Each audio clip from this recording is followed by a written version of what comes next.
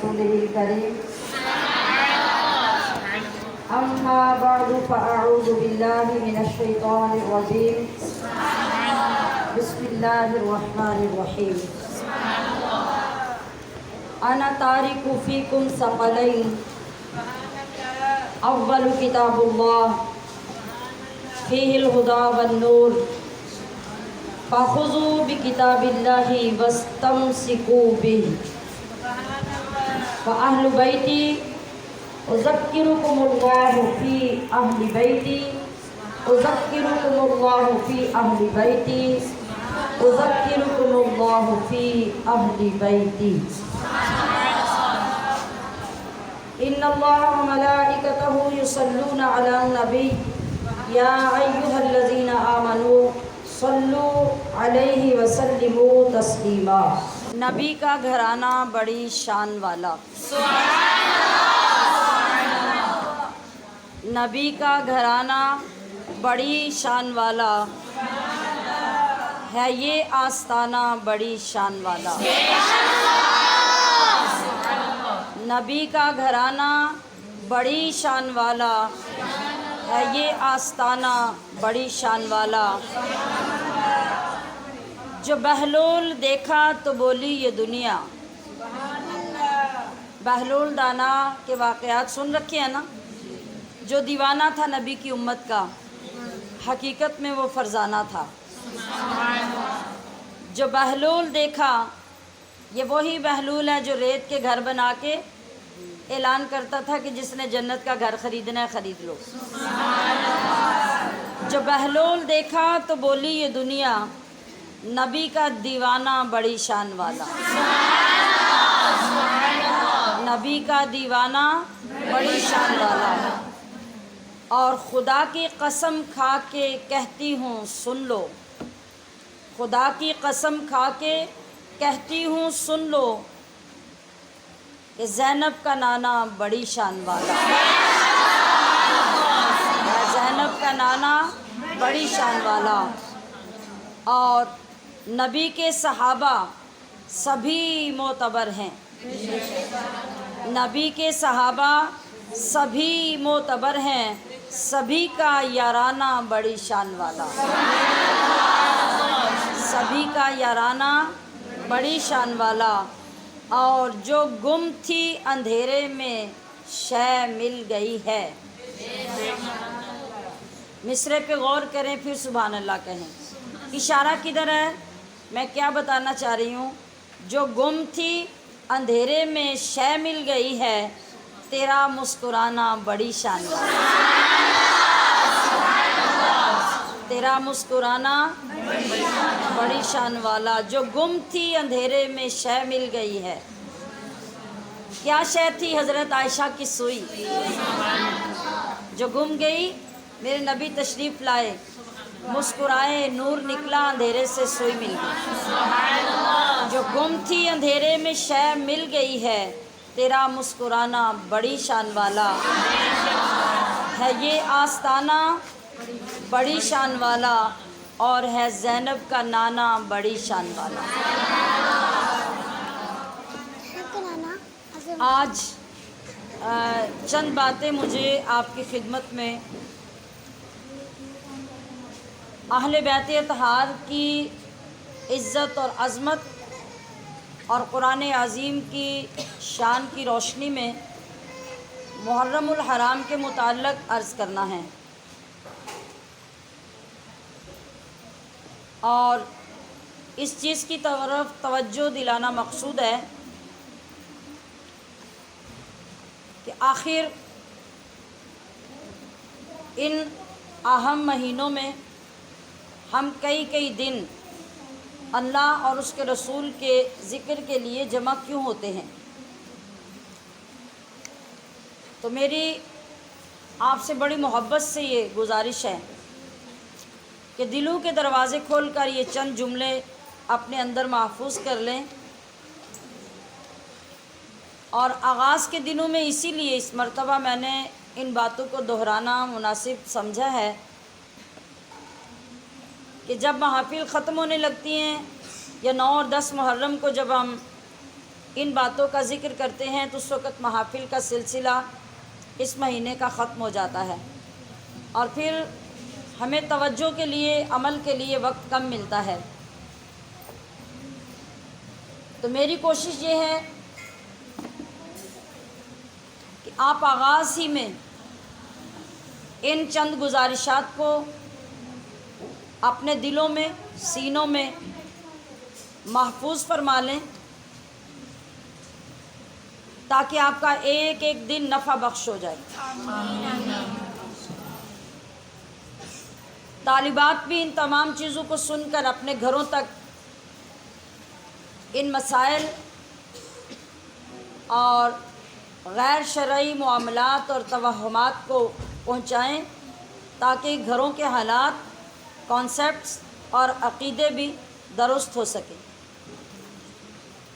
اور محافل میں آنے اور محافل کا اہتمام کرنے کا اولین و آخرین مقصد بھی صرف یہ ہونا چاہیے کہ ہم اللہ اور اس کے رسول کے قریب ہوں، اور جو فرمودات اللہ اور اس کے رسول کے ہیں ہم ان کو سن کر اپنے اندر، خاندانوں میں اور معاشرے میں پائی جانے والی خرابیوں کو دور کریں۔ اگر ہم ان میں سے کوئی کام نہ کر سکیں تو یاد رکھیے کہ پھر محافل میں صرف آنا اور جانا ہوتا ہے، وقت گزاری ہوتی ہے، اس کے سوا جن مقاصد کے لیے ہمیں ان محافل میں آنا ہے ہم ان سے دور ہی رہتے ہیں۔ تو عزیزات گرامی قدر، میں امید کرتی ہوں کہ آپ پوری توجہ سے ان معاملات کو نہ صرف سنیں گے بلکہ آج کی اس بزم پاک میں ان پر عمل کرنے کا مصمم ارادہ کر کے اٹھیں گے۔ میں نے نبی علیہ الصلوۃ والسلام کا فرمان عالی شان آپ کے سامنے پیش کیا، اور یہ فرمان مسلم شریف کی حدیث سے نقل کیا گیا ہے۔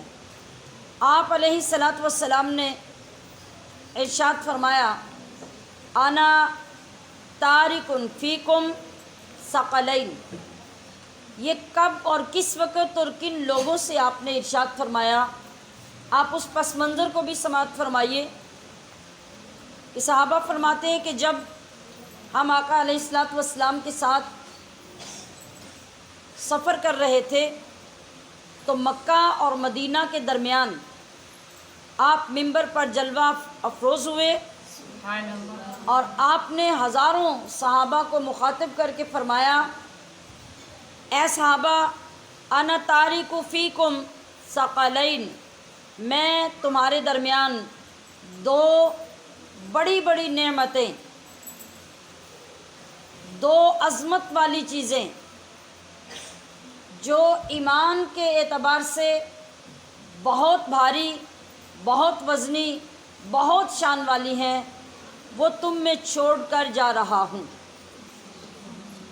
اول کتاب اللہ، ان دو عظمت والی چیزوں میں پہلی چیز اللہ کی کتاب ہے۔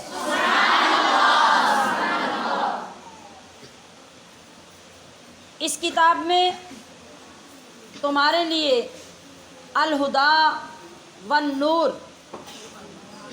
اللہ کی طرف سے ہدایت ہے اور نور ہے۔ تمہارے لیے حکم کیا ہے؟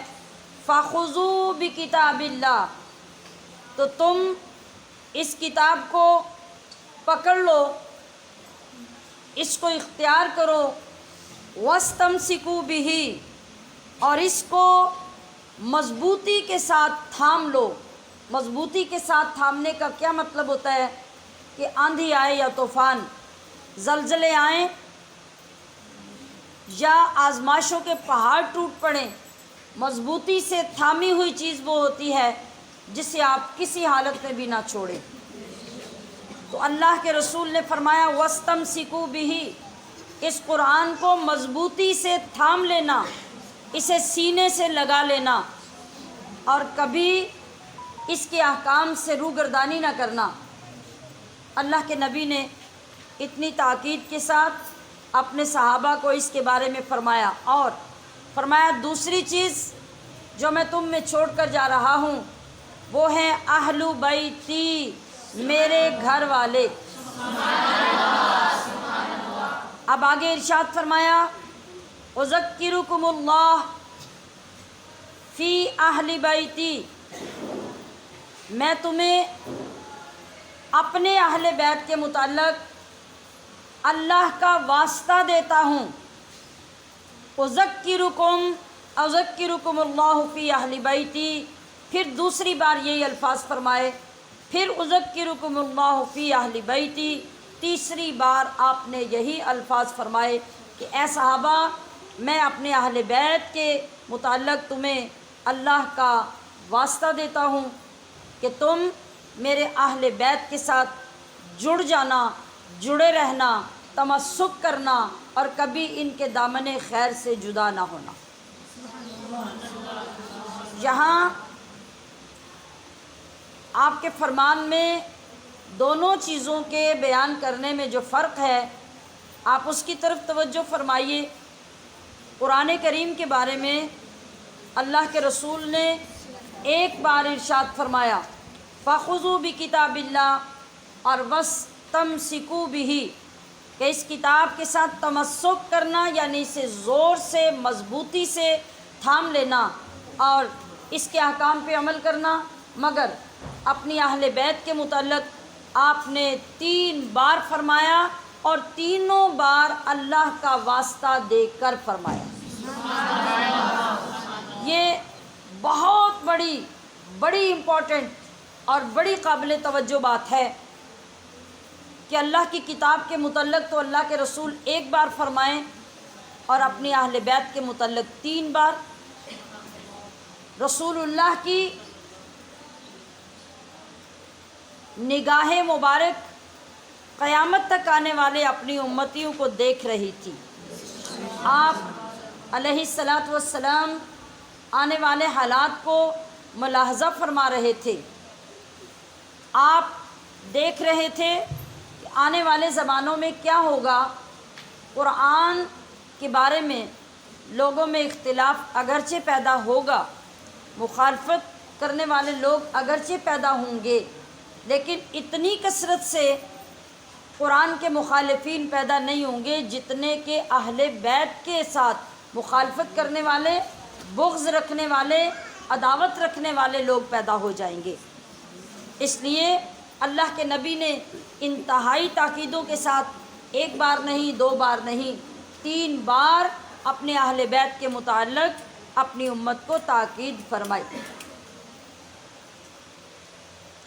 دونوں سے محبت کرنے کا حکم دیا، دونوں کو فالو کرنے کا حکم دیا، دونوں کا احترام، تعظیم اور فرما برداری کرنے کا حکم دیا، لیکن اس فرق کو مکمل توجہ کے ساتھ پیش نظر رکھیے کہ قرآن کے بارے میں 1 بار اور اہل بیت کے بارے میں 3 بار فرمایا۔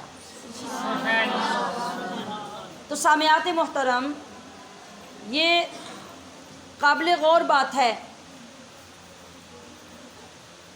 اور آج ہمیں اس کا جائزہ لینے کی بھی ضرورت ہے کہ ہم جو مسلمان پیدا ہوتے ہیں، مسلمان جیتے ہیں، مسلمان مرتے ہیں، مگر زندگی کے ان تینوں مرحلوں میں ہم اگر ذاتی طور پہ اپنا جائزہ لیں تو فیصلہ کرنا قطعاً مشکل نہیں ہوگا کہ ہمارا اہل بیت رسول سے محبتوں کا، عقیدتوں کا اور احترام اور تعظیم کا کتنا تعلق ہے۔ غور کیجئے اور اپنے اندر سے جواب لیجئے۔ زندگی میں کبھی آپ نے خاندان رسول کو، اہل بیت رسول کو اہمیت دی؟ اگر دی تو کتنی دی؟ ان کو ماننے کی، ان کا احترام اور ان کے احکام پر عمل کرنے کی کوشش کی تو کتنی کی؟ اس کا جواب آپ کے پاس ہے، آپ کے باطن میں، آپ کے دل میں اس کا جواب ہے، آپ وہاں سے جواب لیجئے۔ اگر آپ اپنے خاندان اور خاندان رسول صلی اللہ علیہ وسلم دونوں کو ایک جگہ پہ رکھ کر دیکھیں گے تو پھر یہ فیصلہ بھی آپ کے لیے مشکل نہیں رہے گا کہ اگر ایک طرف خاندان رسول ہے، ایک طرف اہل بیت مصطفیٰ ہیں، اور دوسری طرف آپ کا خاندان، آپ کے بہن بھائی، آپ کی اولاد ہیں، دونوں میں سے دونوں کے ساتھ حسن سلوک کرنے کا موقع ہو تو آپ اولیت کس کو دیں گے؟ آپ پہلے کس کو نوازیں گے؟ ترجیحاً کس کے ساتھ آپ احسان کریں گے؟ یقیناً آپ کی نظر میں اپنے بچے، اپنے بہن بھائی، اپنا خاندان ہوگا۔ کیا ایسا ہی ہے؟ جواب دیجیے۔ ایسا ہی ہے۔ تو پھر یہی ہمیں فیصلہ کرنے میں دقت نہ رہی کہ ہم نے اللہ کے رسول کے اس فرمان کی کیا پاسداری کی۔ اللہ کے رسول نے ایک بار تو قرآن کی تعظیم، ادب، احترام اور اس کے ساتھ رشتہ پکا رکھنے کا حکم دیا، اور 3 بار اپنے اہل بیت کا۔ آج ہم اہل بیت رسول کا کتنا ادب، کتنا احترام کرتے ہیں اور کتنا تعلق رکھتے ہیں، یہ بات واضح ہو گئی۔ ہم نے خود فیصلہ کر لیا کہ جب 2 خاندانوں میں مقابلے کی بات آئے گی تو ہمارا اپنا خاندان ہمارے قریب ہوگا اور رسول اللہ کے اہل بیت کا مقام دوسری جگہ پہ ہوگا۔ تو یہ ہمارے لیے انتہائی دکھ اور انتہائی افسوس کا مقام ہونا چاہیے کہ ہمارے ایمان کا یہ معیار ہے۔ میں نے آغاز میں عرض کیا کہ ان محافل میں آپ سب کو محبت سے، اخلاص سے ہر سال دعوت دینے کا صرف یہی مقصد ہوتا ہے کہ رسول اللہ کی ذات کے ساتھ اپنے تعلق مضبوط کریں، رسول اللہ کے اہل بیت کے ساتھ اپنے تعلق مضبوط کریں، اور جہاں ہماری کوتاہی ہو رہی ہے، جہاں ہم سے نافرمانی ہو رہی ہے، وہاں توبہ کر کے اپنے حالات کو آج زمین کے اوپر درست کر لیں۔ زمین کے اندر جانے کے بعد کوئی موقع نہیں رہے گا۔ عزیزات گرامی قدر، یہاں ہماری جہالتوں کی وجہ سے بہت سی چیزیں دین میں ہم نے غلط کر دی ہیں اور پھر ان غلط کو ہی لے کر چل رہے ہیں۔ آج ہمارے پاس بہت وقت ہے، ہم ان کی اصلاح کر لیں، ہم توبہ کر لیں، ہم اپنی غلطیاں درست کر لیں۔ یہ اللہ کی بڑی کرم نوازی ہے کہ ہمیں ہر مہینے کسی نہ کسی طرح اس کی بارگاہ میں بیٹھ کر اس کا قرآن اور محبوب خدا کی احادیث مبارکہ کی روشنی میں دین سیکھنے کا موقع مل رہا ہے۔ ہم اسے غنیمت جانیں، ہم اس کی قدر کریں، اور ہم جو سنتے ہیں اس پر پوری ذمہ داری اور پوری دیانتداری سے عمل کرنا شروع کر دیں۔ آج ہمارے درمیان یہ تفریق پیدا ہو گئی۔ محرم کے حوالے سے جو 2 فریقوں کا کثرت سے ذکر آتا ہے وہ آتا ہے ایک شیعہ مذہب کا اور دوسرا اہل سنت کا۔ ہر جگہ پہ یہ 2 چیزیں بیان ہو رہی ہوتی ہیں، 2 فرقوں کا ذکر ہو رہا ہوتا ہے، 2 جماعتوں کا ذکر ہو رہا ہوتا ہے۔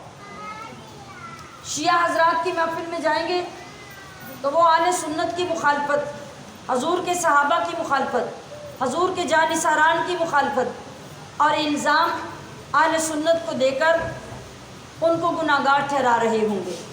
اور جب آپ اہل سنت کی محافل میں جائیں گے اور جو کہ اہل بیت کا زیادہ نام لے گا وہ یہ سمجھے گا کہ یہ جو اہل بیت کا زیادہ نام لینے والا ہے یہ شاید شیعہ ہو گیا ہے۔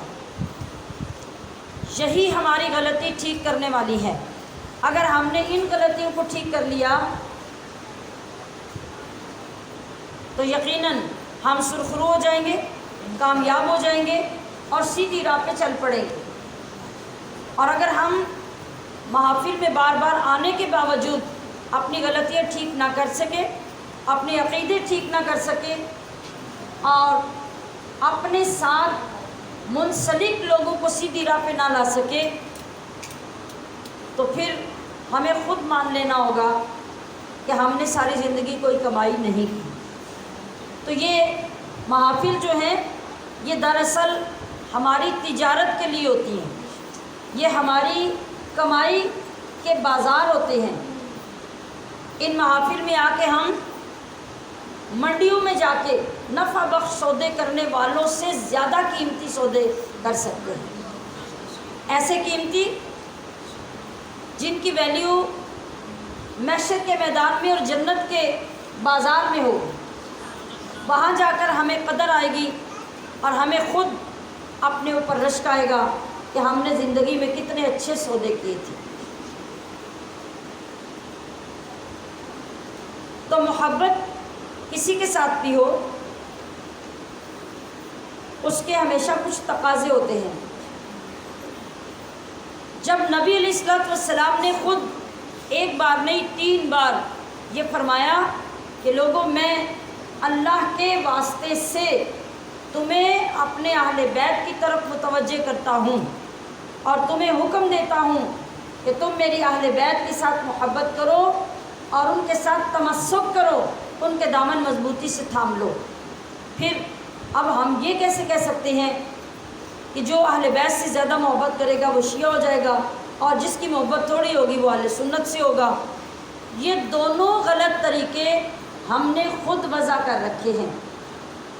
اگر ایک خاص ٹریک شیعہ مذہب نے اختیار کر لیا کہ اہل بیت کے سوا کسی کا نام نہیں لینا تو یہ بھی غلط، اور اگر اہل سنت نے اس کا نتیجہ یہ نکالا کہ جو ہر وقت اہل بیت کا ذکر کرے وہ شیعہ ہے تو یہ بھی غلط۔ ہمیں ہمارے نبی نے جو طریقہ سکھایا بس وہ طریقہ درست ہے، اور وہ کیا ہے کہ قرآن کو ایک ہاتھ میں تھامو، دوسرے ہاتھ میں نبی مصطفیٰ کی خاندان کے اہل بیت کو تھامو۔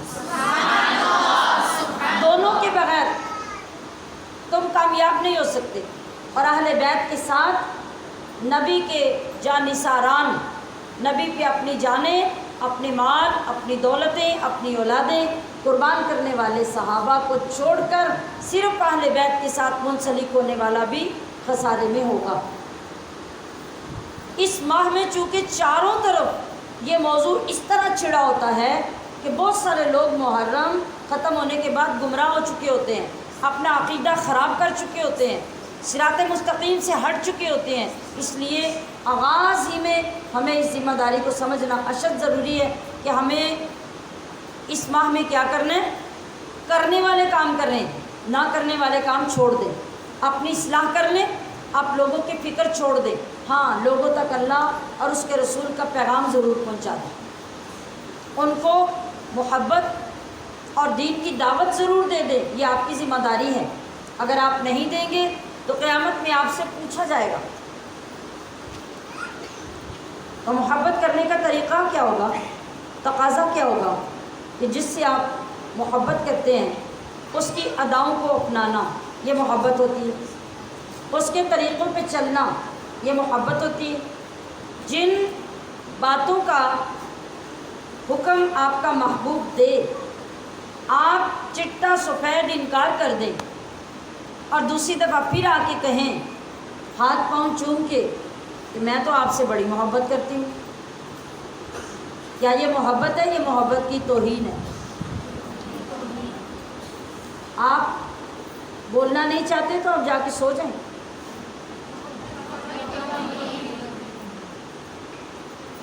ہر وقت میں ایک ہی انداز اچھا نہیں ہوتا۔ جب جذبے سے آ رہی آپ کسی بھی جگہ پہ بیٹھیں گے تو خالی دامن آئیں گے، خالی دامن چلے جائیں گے۔ میں کیا چیز سمجھانے کی کوشش کر رہی ہوں؟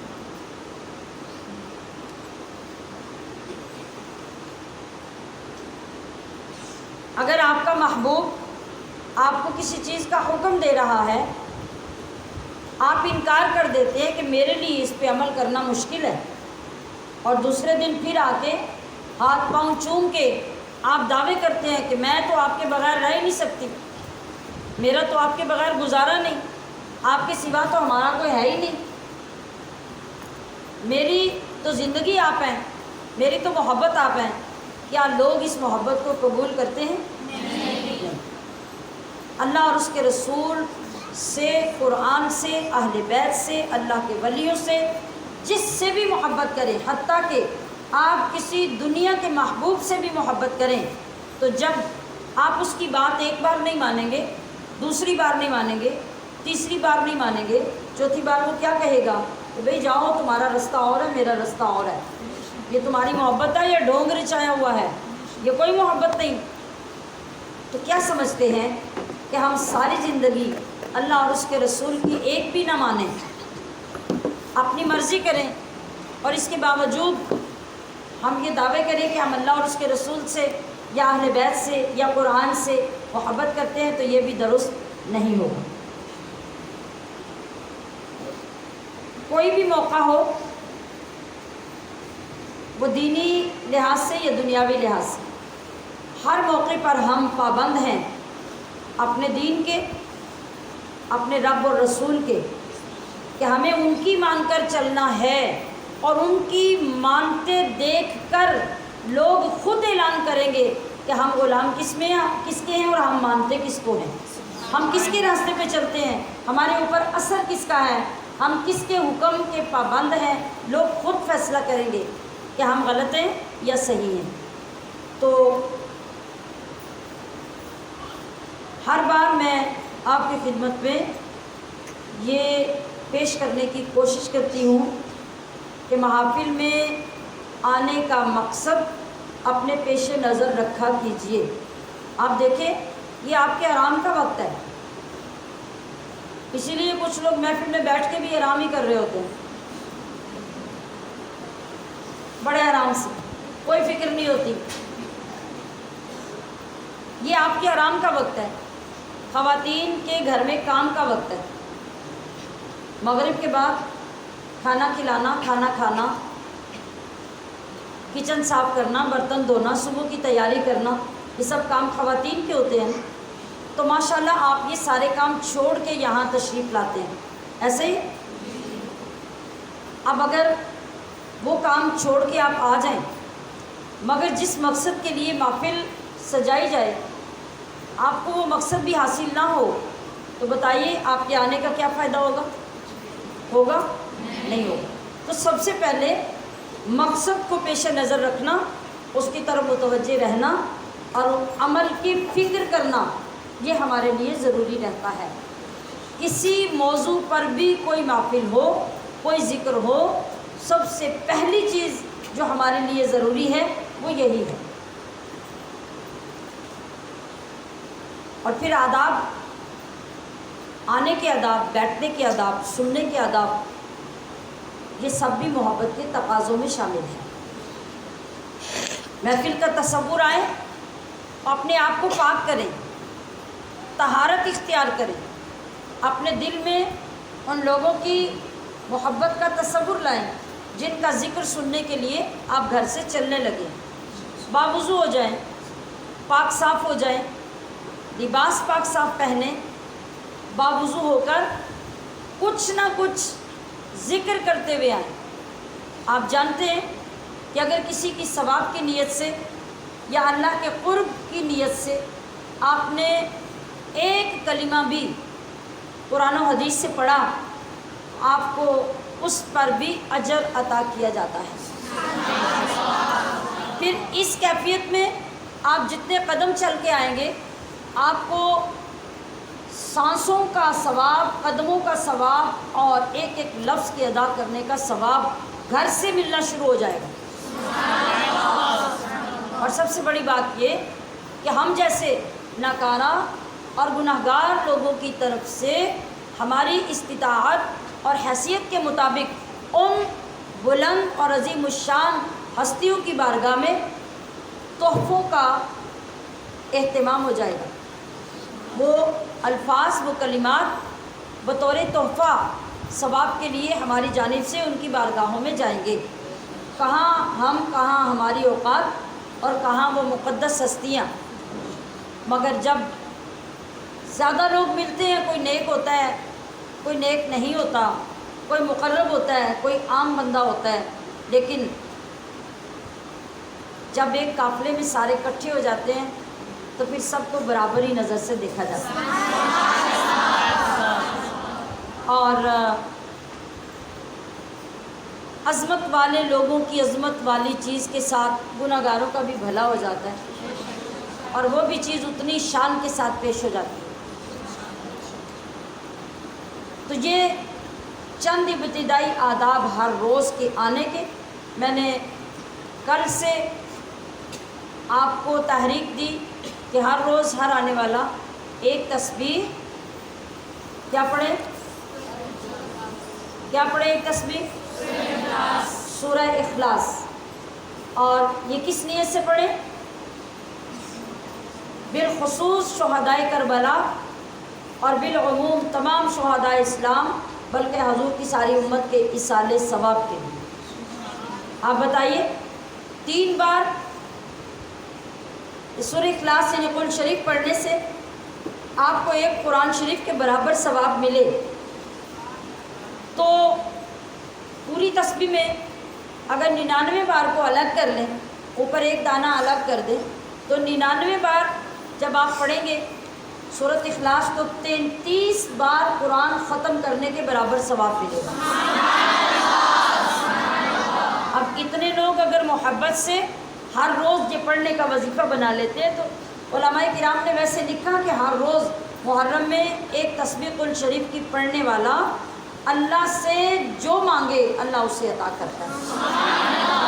تو ہم نے اس سورۃ اخلاص کو جو اپنے لیے پڑھنا تھا، تو میں نے سوچا کہ کیوں نہ ہم ان بارگاہوں میں پیش کرنے کی نیت سے پڑھیں کہ ہمارا بھی کام ہو جائے، ان کا بھی ہو جائے، اور ہمارے کام کے ساتھ ان کی نظر ہمارے اوپر آ جائے گی، تو اللہ کریم اور زیادہ رحمتیں نازل فرمائے گا۔ تو یہ ان آداب میں اور حق محبت ادا کرنے کا طریقہ ہے جو ہمارے لیے ضروری ہے، وہ ہر روز کریں، اور جو لوگ نہیں بھی آ سکتے گھروں میں جا کے ان کو بھی یہ دعوت دیں۔ اگر کوئی ایک جگہ پہ بیٹھ کے 100 بار پورا نہیں پڑھ سکتا تو ایک اور طریقہ بھی آپ کر سکتے ہیں، 5 نمازوں کے ساتھ 20 بار قرآن شریف پڑھ لیں۔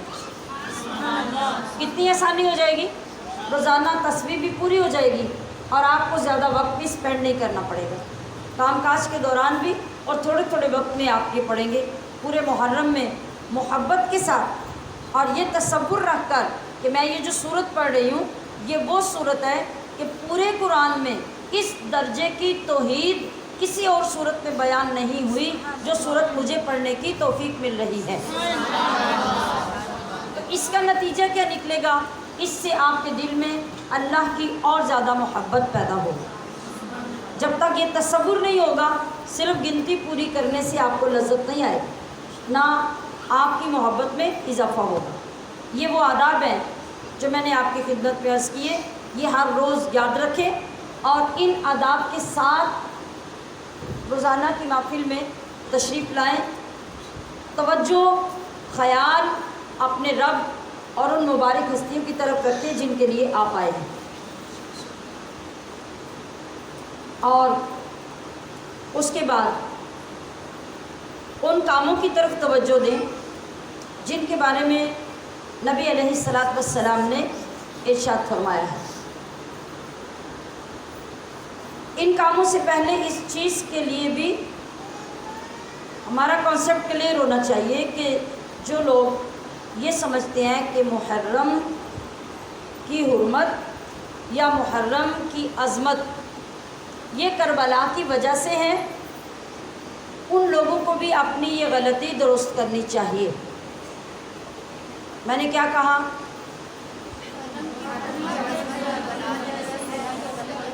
آپ ذرا میری بات کی تائید یا اس کا انکار کریں کہ کیا یہ بات درست ہے جو میں کر رہی ہوں کہ ہر بندہ محرم کی عظمت کس کے ساتھ اٹیچ کرتا ہے؟ کربلا کے ساتھ، اور کربلا کی وجہ سے یہ سارے محرم کے کانسیپٹ ہیں۔ اس غلطی کو درست کیجئے۔ کیا محرم کا مہینہ تب بنا جب کربلا واقع ہوئی؟ نہیں۔ قرآن کب نازل ہوا؟ اور معرکہ کربلا کب ہوا؟ 61 ہجری میں. 61 ہجری. ہجری سال کب شروع ہوئے؟ جب رسول اللہ نے مدینہ ہجرت کی. اور اس سے پہلے آپ کتنا عرصہ مکہ شریف پہ رہے؟ قرآن تو تب سے نازل ہو رہا ہے نا. 63 سال نبی علیہ الصلوۃ والسلام کی عمر مبارک. آپ کی ساری عمر مبارک میں 40 سال میں آپ نے اعلان نبوت کیا، تو اس کے بعد قرآن نازل ہونا شروع ہوا. پھر جب ہجری سال کب شروع ہوئے؟ جب آپ مدینہ منورہ گئے. وہاں سے لے کے کربلا تک 61 سال گزرے. 61ویں سال میں معرکہ کربلا ہوا. تو محرم دنیا میں کب سے معروف ہے؟ محرم کب سے جانا جاتا ہے؟ وہ کب سے پہچانا جاتا ہے؟ سوچیے ذرا. اللہ تبارک و تعالیٰ نے 4 حرمت والے مہینے قرآن میں ذکر کیے ہیں. اور قرآن میں یہ بھی ذکر ہے کہ اللہ تبارک و تعالیٰ نے مہینوں کی 12 گنتی ارشاد فرمائیے. یعنی 12 مہینے ہیں جن میں 4 مہینے حرمت والے ہیں. اور وہ حرمت والے مہینے یعنی انتہائی عظمت والے، ادب والے، احترام والے مہینے، ایک رجب، ایک ذیقعدہ، ایک ذی الحج اور ایک محرم. یہ 4 مہینے حرمت والے ہیں. اور یہ کب سے حرمت والے ہیں؟ جس دن اللہ رب العزت نے زمین اور آسمان بنائے تھے اسی دن 12 مہینے جدا جدا کر کے ان کے نام رکھ دیے گئے تھے. اور اسی دن اللہ نے اعلان کر دیا تھا کہ 12 مہینوں میں 4 مہینے حرمت والے ہیں. ٹھیک ہے.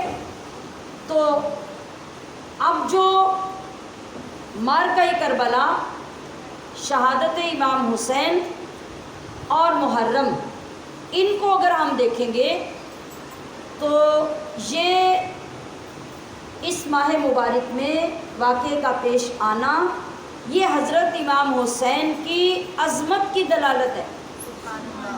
یہ آپ کا شرف ہے، یہ آپ کی شان ہے کہ اللہ پاک نے حضرت امام حسین کی جان کو محرم الحرام میں قبول فرمایا اور اس حرمت والے مہینے میں آپ کی شہادت رکھی تاکہ آپ کی شان اور بڑھ جائے.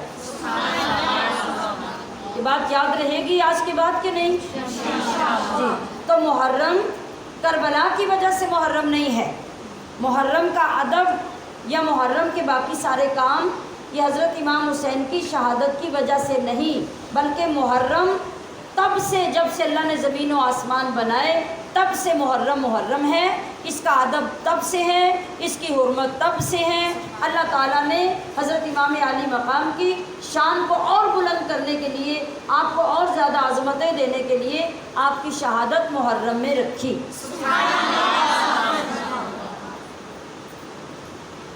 اس کے بعد اس ماہ مبارک میں روزے رکھنے کا حکم نبی علیہ الصلوۃ والسلام نے دیا. اور یہاں چند دن پہلے بھی کوئی عزیزہ مجھ سے سوال کر رہی تھی کہ بعض لوگ کہتے ہیں کہ محرم کا روزہ نہیں رکھنا چاہیے. تو محرم کے روزے کا حکم واضح طور پہ رسول اللہ صلی اللہ علیہ وسلم نے دیا. ایک بات.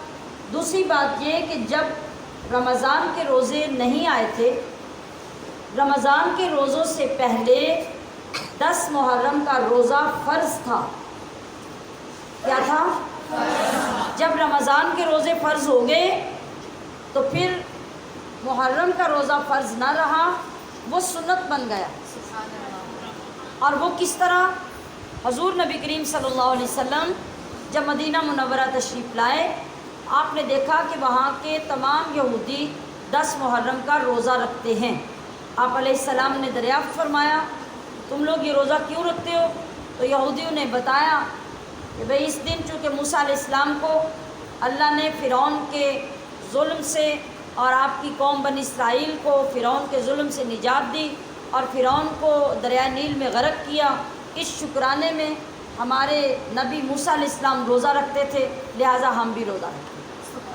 نبی علیہ السلام نے فرمایا کہ موسیٰ تو میرے بھائی ہیں اور میں زیادہ حقدار ہوں اس کا کہ میں روزہ رکھوں۔ پھر آپ نے صحابہ اکرام سے بھی فرمایا کہ 10 محرم کا روزہ رکھو، مگر یاد رکھو کہ اس روزے میں یہود سے مخالفت کرو، یعنی تمہاری یہود سے مشابہت نہیں ہونی چاہیے۔ صحابہ نے پوچھا یا رسول اللہ وہ کس طرح؟ آپ نے فرمایا کہ یا 10 محرم کے ساتھ 9 کا روزہ ملا کے رکھو، اگر 9 کا نہ رکھ سکو تو 11 کا ملا کے رکھو۔ یہود اکیلا 10 کا روزہ رکھتے ہیں، تم یا پہلے سے ایک ملا لو یا بعد سے ایک ملا لو تاکہ تمہاری اور یہودیوں کی مشابہت نہ ہو۔ آپ علیہ السلام نے یہ بھی فرمایا کہ آئندہ سال اگر میں موجود ہوا تو میں 10 کے ساتھ 9 کا روزہ ملا کے رکھوں گا۔ اگر کا لفظ آپ نے فرمایا اور اگلا محرم آنے سے پہلے آپ کا وصال ہو گیا، تو کیا پتہ چلا؟ محرم کا روزہ انتہائی مبارک روزہ ہے۔ ایک روایت میں یہ ہے کہ جس نے ایک روزہ محرم کا رکھا اس کو پورے ایک ماہ کے روزوں کا ثواب ملا۔ ایک روایت میں ہے کہ جس نے محرم کا ایک روزہ رکھا اس کو پورے سال کے روزوں کے برابر ثواب ملا۔ اب 9 اور 10 کی سنت کے علاوہ محرم میں جتنے روزے آپ چاہیں رکھیں وہ سارے نفل اور مستحب روزے ہیں۔ آپ کی ہمت، آپ کی محبت اور آپ کی ریاضت ہے، آپ رکھیں تو ممانعت نہیں ہے، لیکن سنت رکھیں گے تو سنت 9 اور 10 یا 10 اور 11 کا ہو۔ یہ کام ہمارے کرنے کے ہیں۔ اور اس کے علاوہ ہمارے کرنے کا کیا کام ہے؟ 10 محرم کو ہم اکثر 10 محرم والے دن اس کو بیان کرتے ہیں، اور اس دن بہت سارے لوگ اس وقت محفل میں آ چکے ہوتے ہیں۔ اس وجہ سے یہ بات بھی میں پہلے سے عرض کرنے لگی ہوں تاکہ ابھی سے آپ اس کی تیاری کریں، جاگ کے بات کو سنیں، جاگ کے۔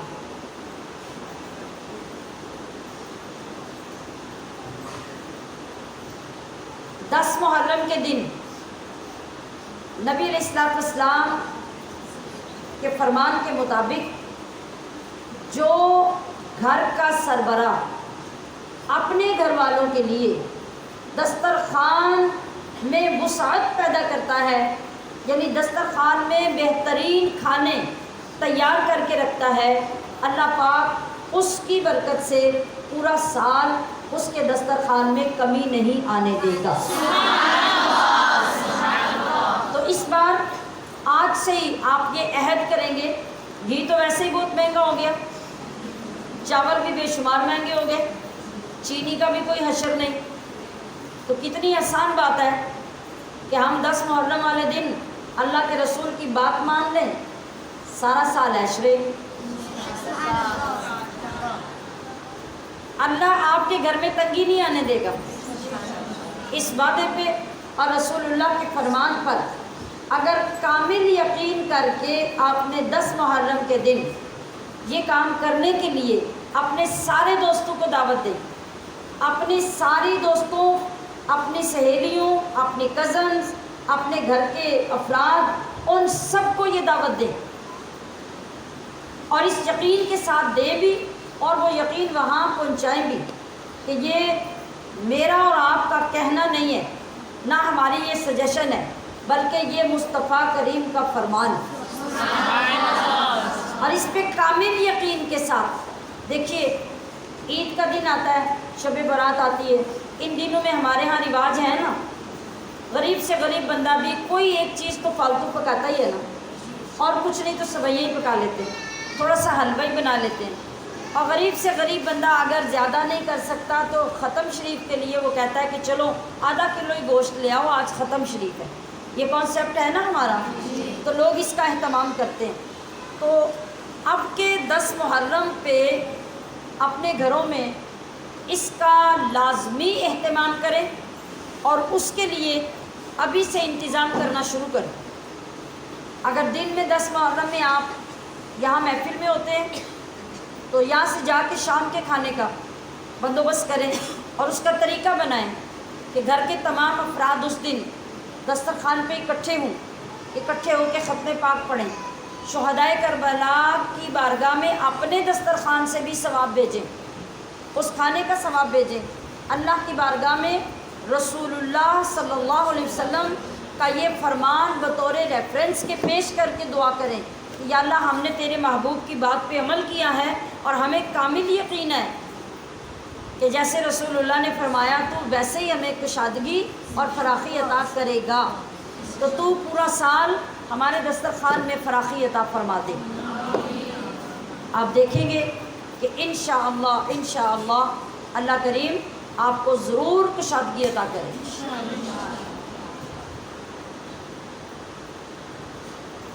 اب اس کے بعد چند وہ باتیں ہیں جو بلا وجہ خواہ مخواہ ہمارے معاشرے میں رواج پکڑ چکی ہیں، شریعت کے ساتھ جن کا کوئی تعلق نہیں۔ آپ 10 محرم سے پہلے اپنے تمام جاننے والوں، ملنے والوں، جن کو آپ فون کرتے ہیں، ان سب کو آپ یہ پیغام پہنچائیں گے اور اس مسئلے کے بارے میں آگاہ کریں گے کہ نہیں کریں گے؟ جی، ایک تو یہ اعلیٰ حضرت عظیم البرکت امام احمد رضا بریلوی رحمۃ اللہ علیہ نے یہ فتویٰ صادق فرمایا کہ جو شخص ماتم کی کسی مجلس میں شرکت کرتا ہے محرم کے مہینے میں اور اس کے جانے کی وجہ سے وہاں لوگوں کی تعداد بڑھتی ہے، 2 لوگ چلے گئے، 4 چلے گئے، 8 چلے گئے، تو لوگوں کی تعداد اتنی زیادہ ہوگی۔ تو آپ نے فرمایا کہ آج اگر وہ ماتم کی مجلسوں میں جاتا ہے اور اس کی وجہ سے ان کے لوگوں میں زیادتی ہوتی ہے تو کل اس کی وجہ سے اللہ دوزخ میں جانے والے لوگوں کی بھی زیادتی کرے گا۔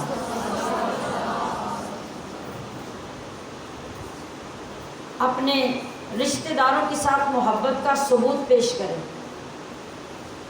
جس طرح کسی کے دوپٹے کو آگ لگ جائے آپ چیختے ہوئے بھاگتے ہیں اس کو بچانے کے لیے کہ نہیں بھاگتے ہیں کہ نہیں؟ پانی ڈالیں گے، دوپٹہ کھینچیں گے، کچھ بھی کریں گے، آپ اس کو آگ سے بچانے کی پوری کوشش کریں گے۔ تو یہاں اعلیٰ حضرت کیا فرما رہے ہیں کہ ایسی مجلسوں میں بیٹھ کر ان کو جائز سمجھنے والا، ان کا ساتھ دینے والا بھی قیامت میں ان کے ساتھ ہوگا۔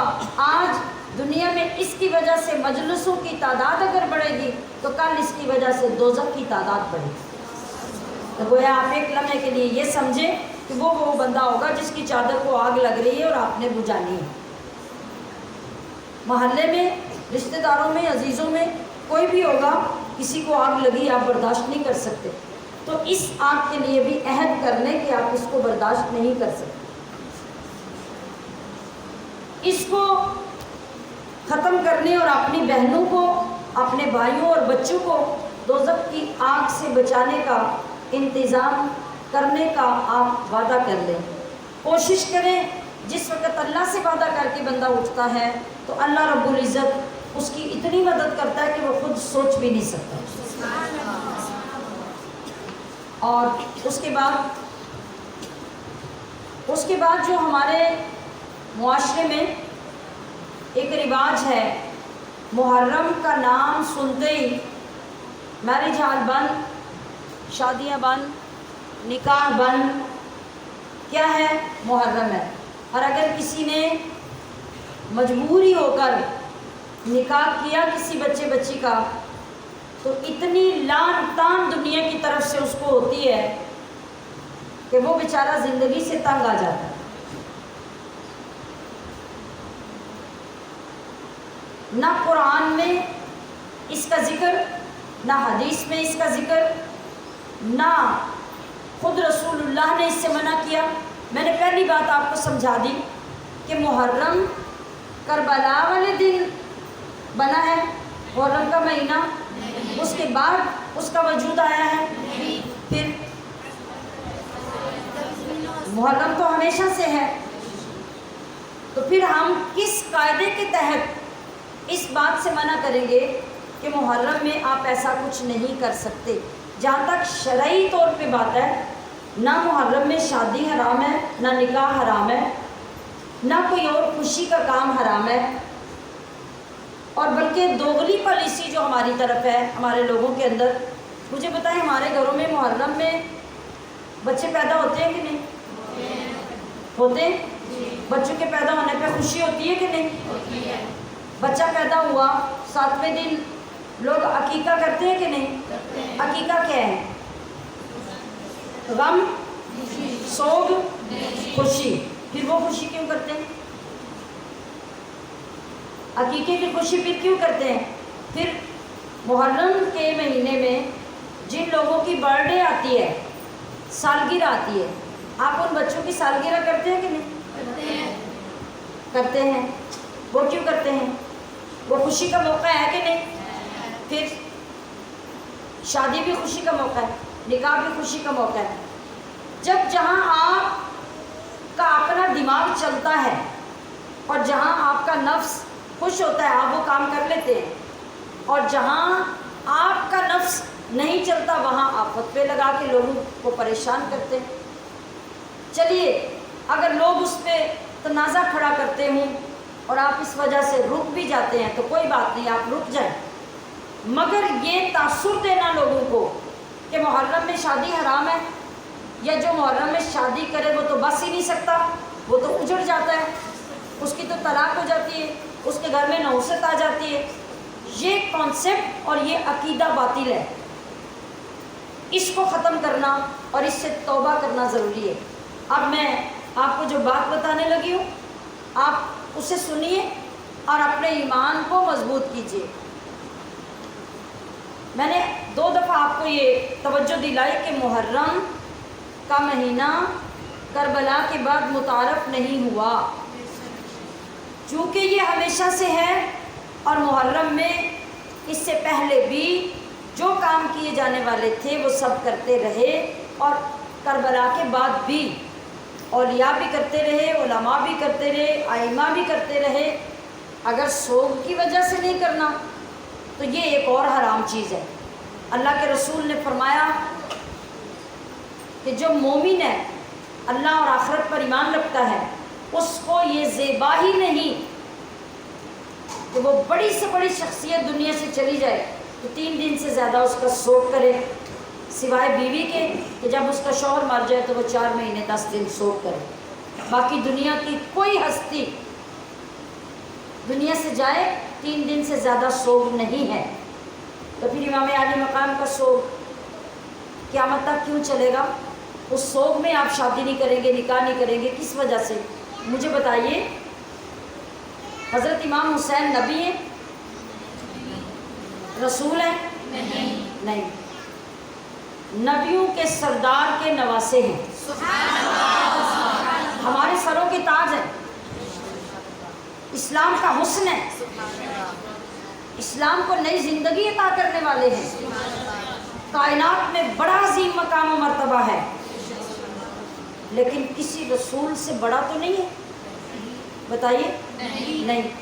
اور رسولوں سے بھی افضل رسول گزرے، اور افضل رسولوں سے بھی افضل الرسول رسول اللہ کی زندگی گزری اور آپ کا وصال ہوا، تو پھر ربیع الاول میں شادیاں کیوں ہوتی ہیں؟ وہاں بھی تو نہیں ہونی چاہیے۔ اگر یہ بات ہے آپ کی وفات یا آپ کی شہادت بیس ہے تو پھر رسول اللہ کی وفات کا، آپ کے وصال کا مہینہ جو ربیع الاول ہے، وہاں بھی تو کسی کی شادی نہیں ہونی چاہیے۔ اور پھر ہم دیکھتے ہیں کہ جو بندہ کسی چیز کا آغاز کرتا ہے نا، اس کے آغاز کی وجہ سے اس کو اسپیشلی یاد رکھا جاتا ہے، اور اس کے دن بھی منائے جاتے ہیں، اس کے تذکرے بھی کیے جاتے ہیں۔ تو اسلام میں سب سے پہلے شہید حضرت یاسر رضی اللہ تعالی عنہ ہوئے ہیں مردوں میں، اور عورتوں میں سب سے پہلی شہیدہ عورت آپ کی زوجہ حضرت سمیہ زوجہ یاسر، حضرت عمار بن یاسر کی والدہ یہ ہیں جن کو اتنے دردناک طریقے سے شہید کیا گیا کہ ان کے جسم کو چیر دیا گیا. اور چیرا بھی کیسے گیا؟ نہ آرے سے نہ تلوار سے. چیرا اس طرح گیا کہ آپ کے دونوں ٹانگوں کو 2 اونٹوں کے ساتھ باندھا گیا اور زبردستی مار مار کر ایک اونٹ کو ادھر بھگایا گیا اور دوسرے کو ادھر بھگایا گیا. ان اونٹوں کے بھاگنے کی وجہ سے جو زور اور شدت پیدا ہوئی، حضرت سمیہ کا جسم مبارک ٹانگوں سے چرتا ہوا اوپر تک چر گیا.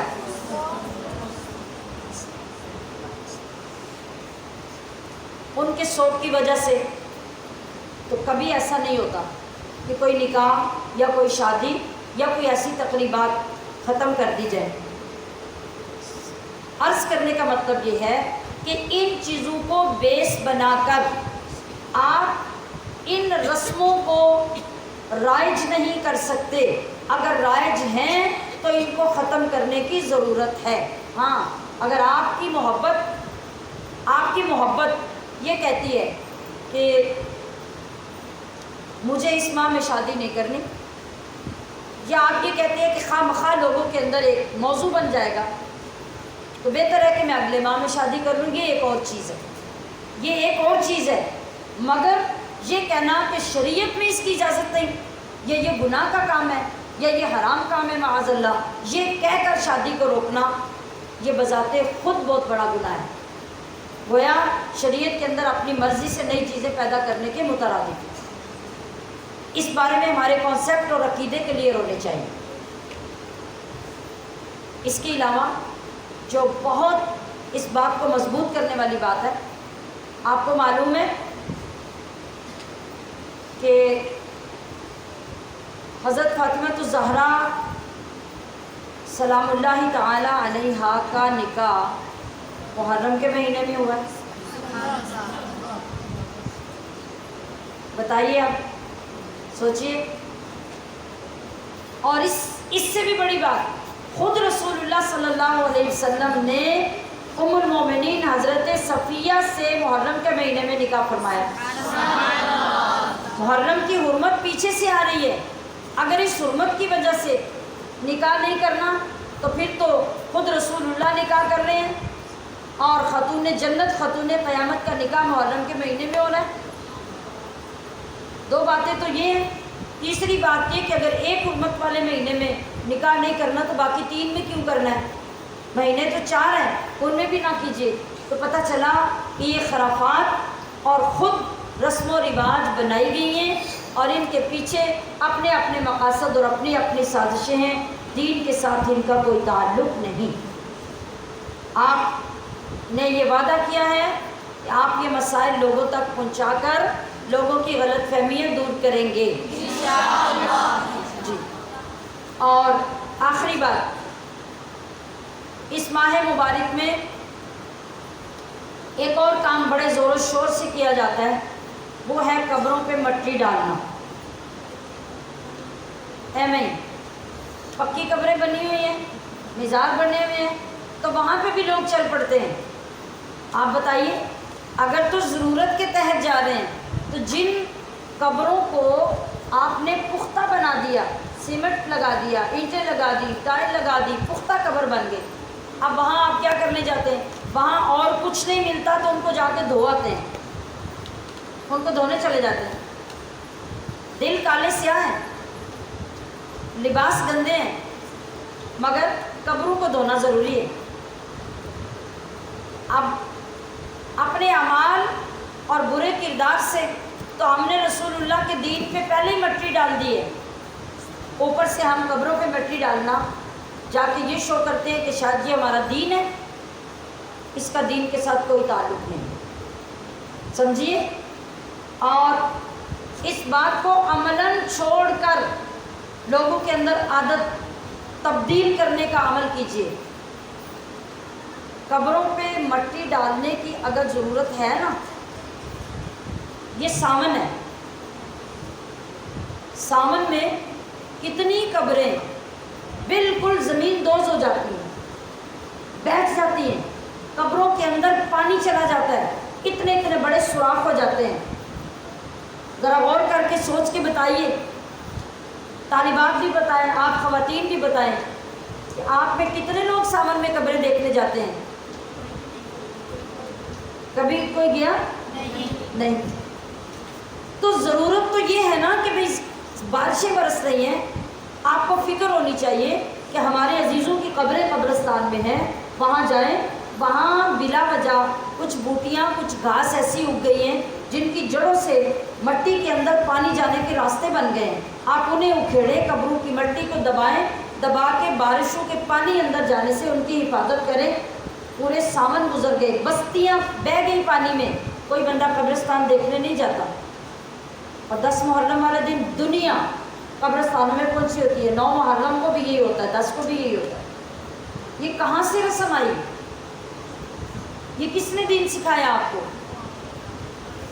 اس کی کوئی اصلیت نہیں ہے، بلکہ یہ اس تواتر کے ساتھ رسم پھیل گئی ہے ہمارے لوگوں میں کہ اس کا بائیکاٹ کر کے اس کو چھوڑنے کی ضرورت ہے، لوگوں کو منع کرنے کی ضرورت ہے کہ لوگوں نے، اب نئی نسلیں جو آ رہی ہیں، انہوں نے 10 محرم میں قبروں پہ مٹی ڈالنے کو کوئی بڑا عقیدت کا اور بڑا ثواب کا کام سمجھ رکھا ہے۔ اس کا دین کے ساتھ کوئی تعلق نہیں، نہ مردوں کو اس کا فائدہ ہے، نہ زندوں کو اس کا فائدہ ہے۔ مردوں کو جب بھی فائدہ ہونا ہے آپ کے نیک اعمال کا فائدہ ہونا ہے، اور قبروں کو فائدہ تب ہونا ہے جب ان کو خطرہ ہے، پانی کا خطرہ ہے، قبریں گر رہی ہیں، وہ ڈہ گئی ہیں، ان کے اندر پانی جا رہا ہے۔ بارشوں کے موسم میں جائیں، نیکی کریں مردوں کے ساتھ اور جا کے ان کی قبروں کو درست کریں۔ لیکن 9-10 محرم میں جانے کا کوئی ضابطہ، کوئی طریقہ، کوئی حکم ہماری شریعت میں نہیں ہے۔ تو ابھی فوراً ان تمام باتوں کو اپنے عزیزوں تک، جن سے آپ محبت کرتے ہیں، ان تک، جو آپ کے خاندان کے لوگ ہیں، ان تک پہنچائیں کہ اس میں دین کی کتنی باتیں ہیں اور دین کے خلاف کتنی باتیں ہیں۔ اللہ رب العزت ان مبارک دنوں اور مبارک راتوں کا صدقہ ہمیں دین کے اندر پیدا ہونے والی بری باتوں، خرافات اور واہیات کاموں سے چھٹکارا نصیب کرے۔